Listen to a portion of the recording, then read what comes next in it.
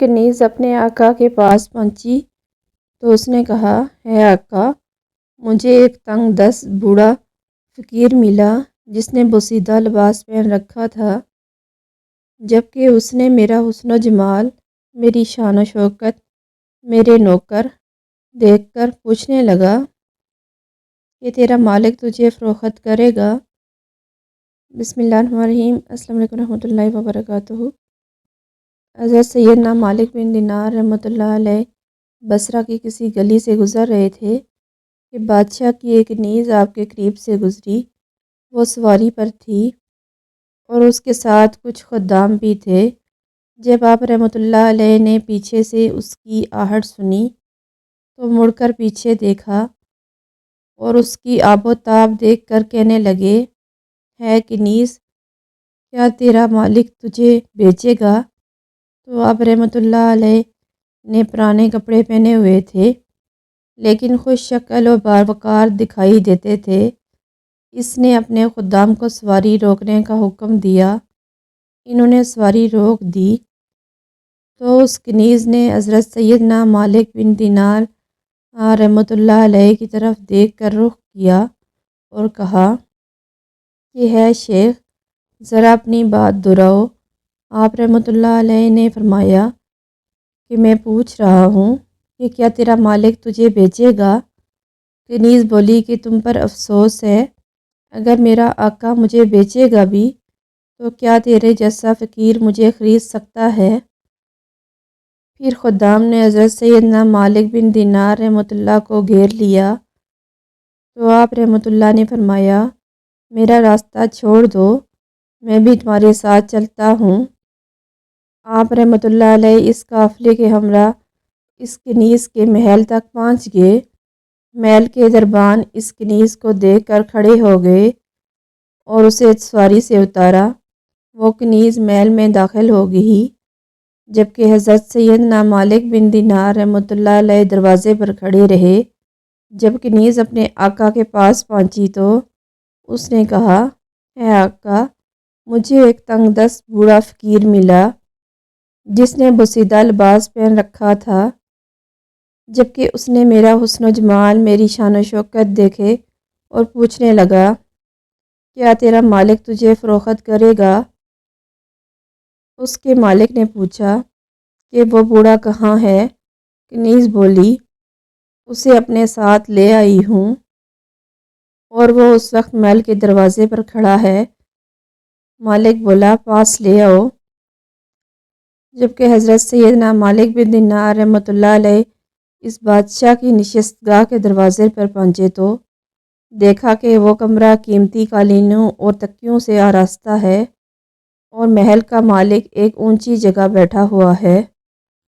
حضرت سیدنا مالک رحمۃ اللہ علیہ رک کر اس کی طرف دیکھنے لگے۔ اس شخص نے پوچھا، کیا ہوا ہے شیخ، اندر آ جاؤ۔ حضرت سیدنا مالک رحمۃ اللہ علیہ نے بولے، جب تک تم یہ قالین نہیں اٹھاؤ گے اور اس کے فتنے سے مجھ کو دور نہیں رکھو گے تو میں اندر نہیں آؤں گا۔ اللہ تعالیٰ نے محل کے مالک کے دل میں ان کا ایسا رعب اور ہیبت ڈال دی کہ اس نے قالین اور تکیے اٹھانے کا حکم دے دیا، یہاں تک کہ سنگ مرمر کا فرش نظر آنے لگا۔ پھر وہ شخص ایک کرسی پر بیٹھ گیا اور بولا، ہے شیخ، جہاں چاہیں تشریف رکھیں۔ تو آپ رحمۃ اللہ علیہ نے فرمایا کہ خدا کی قسم، جب تک تم کرسی سے اتر کر فرش پر نہیں بیٹھو گے میں نہیں بیٹھوں گا۔ چنانچہ وہ شخص فرش پر بیٹھ گیا اور حضرت سیدنا مالک رحمۃ اللہ علیہ اس کے قریب تشریف فرما ہو گئے۔ وہ شخص بولا کہ اپنی حاجت ارشاد فرمائیے۔ حضرت سیدنا مالک رحمۃ اللہ علیہ نے فرمایا، ابھی تمہاری جو کنیز محل میں آئی ہے، کیا تم اسے بیچو گے؟ یہ سن کر گھر کا مالک کہنے لگا کہ کیا آپ کے پاس اسے خریدنے کے لیے مال ہے؟ آپ رحمۃ اللہ علیہ نے فرمایا کہ اس کی قیمت کیا ہے؟ وہ شخص بولا کہ اس کے حسن و جمال اور شان و شوکت کی قیمت ہزاروں میں ہے۔ حضرت سیدنا مالک بن دینار رحمۃ اللہ علیہ نے فرمایا کہ خدا کی قسم، میرے نزدیک تو اس کی قیمت کھجور کی 2 بوسیدہ گٹھلیوں کے برابر ہے۔ اس جواب پر اس شخص کی ہنسی نکل گئی۔ پردے میں موجود وہ کنیز اور دیگر خدام بھی ہنسنے لگے۔ حضرت سیدنا مالک رحمۃ اللہ علیہ نے تعجب سے پوچھا، کیوں ہنس رہے ہو؟ وہ شخص بولا، آپ نے اس کنیز کی قیمت اتنی کم کیوں لگائی ہے؟ حضرت سیدنا مالک رحمۃ اللہ علیہ نے فرمایا، اس لیے کہ اس میں بہت زیادہ عیب ہیں۔ اس نے پوچھا، آپ اس کے عیب کیسے جانتے ہیں؟ آپ رحمۃ اللہ علیہ نے فرمایا کہ میں اس کے اتنے عیب جانتا ہوں جتنے تم بھی نہیں جانتے۔ وہ بولا کہ اس کے عیب مجھے بھی بتا دیجئے۔ آپ رحمۃ اللہ علیہ نے عیب گنوانا شروع کیے۔ چنانچہ فرمایا، اگر یہ عطر نہ لگائے تو اس کے کپڑوں سے بو آنے لگے، اگر یہ مسواک نہ کرے تو منہ سے بو آنے لگے، اگر غسل نہ کرے تو میلی کچیلی ہو جائے، اگر بالوں میں کنگھی نہ کرے تو ان میں جوئیں پڑ جائیں۔ کچھ عمر گزرنے کے بعد یہ بوڑھی نظر آنے لگے گی۔ اسے نزلہ اور بخار بھی ہوتا ہے۔ تھوک، بلغم، حیض اور پیشاب پخانہ سے اس کا واسطہ پڑتا ہے، اور ان کے علاوہ بھی یہ بہت سی مصیبتوں اور آفتوں کا شکار ہوتی ہے۔ یہ تجھ سے صرف اس لیے محبت کرتی ہے یہ تجھ سے فائدہ اٹھائے اور تو اس سے نفع اٹھائے۔ یہ تیری وفادار نہیں اور نہ ہی تجھ سے وعدہ محبت میں سچی ہے، بلکہ تیرے بعد جو بھی اس کا آقا ہوگا اسے تیری طرح سمجھنے لگے گی۔ مگر میں ایک ایسی کنیز کو جانتا ہوں جو ان تمام عیبوں سے پاک ہے۔ اسے کافور کے خمیر سے پیدا کیا گیا ہے۔ اگر اس کا لحاف کھارے پانی میں جائے تو وہ میٹھا ہو جائے، اگر وہ کسی مردے کو آواز دے کر پکارے تو مردہ بول اٹھے، اگر یہ اپنی کلائی سورج پر ظاہر کر دے تو اس کی روشنی ماند پڑ جائے، اور اندھیرے میں آئے تو روشنی کر دے۔ خیموں میں اس کا محل ہے۔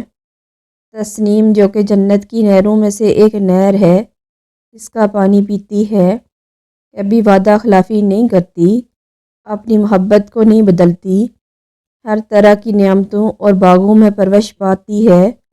اب تم ہی بتاؤ کہ قیمت خرچ کرنے کے اعتبار سے کون سی باندی زیادہ موزوں ہے؟ سب نے کہا کہ وہی جس کا آپ نے ذکر کیا ہے۔ اس باندی کی قیمت ہر وقت ہر زمانے میں ہر شخص کے پاس موجود ہے۔ لوگوں نے پوچھا، اس کی قیمت کیا ہے؟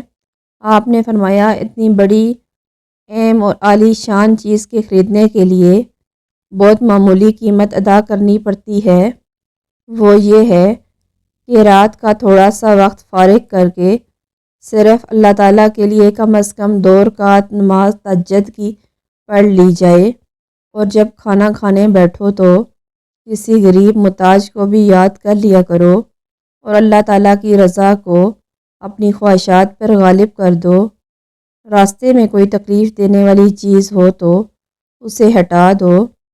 اس شخص نے اپنی کنیز کو بلا کر کہا، کیا یہ سچ کہہ رہے ہیں؟ اس کنیز نے کہا، ہاں یہ سچ کہہ رہے ہیں۔ یہ جواب سن کر آقا کہنے لگا، پھر تو اللہ تعالیٰ کے لیے آزاد ہے، اور میری فلاں فلاں جائیداد تم پر صدقہ ہے، اور میرا یہ گھر تمام ساز و سامان فقراء اور مساکین پر صدقہ ہے۔ دروازے کا پردہ اتارا اور اس سے اپنی ستر پوشی کی اور اپنا قیمتی لباس اتار دیا۔ جب کنیز نے یہ سارا معاملہ دیکھا تو کہنے لگی، اے میرے آقا، تیرے بعد میری کوئی زندگی نہیں، اور شان و شوکت ترک کر کے اپنے آقا کے ساتھ جانے کی درخواست گزار ہوئی۔ حضرت سیدنا مالک بن دینار رحمۃ اللہ علیہ نے انہیں الوداع کیا اور ان کے لیے دعائیں فرمائیں اور اپنے راستے پر چل دیے، اور سیدنا مالک بن دینار رحمۃ اللہ علیہ نے اپنی راہ پکڑی۔ پھر یہ دونوں مرتے دم تک اللہ تعالیٰ کی عبادت میں مشغول رہے۔ رسول اللہ صلی اللہ علیہ وسلم نے فرمایا، دنیا میں اس طرح رہو جیسے تم ایک راہ چلتے مسافر ہو یا کسی منزل کے راہی۔ حضرت عبداللہ بن عمر رضی اللہ عنہ نے فرمایا، کہ جب شام ہو جائے تو صبح کا انتظار نہ کرو، اور جب صبح ہو جائے تو شام کا انتظار نہ کرو، اور بیماری سے پہلے صحت کو غنیمت سمجھو، اور موت سے پہلے زندگی کو غنیمت سمجھو۔ زندگی ایک سفر ہے اور انسان عالم بقا کی طرف رواں دواں ہے۔ رسول اللہ صلی اللہ علیہ وسلم نے فرمایا، دنیا آخرت کی کھیتی ہے۔ ناظرین اکرام، اگر ویڈیو اچھی لگی تو چینل کو سبسکرائب کریں۔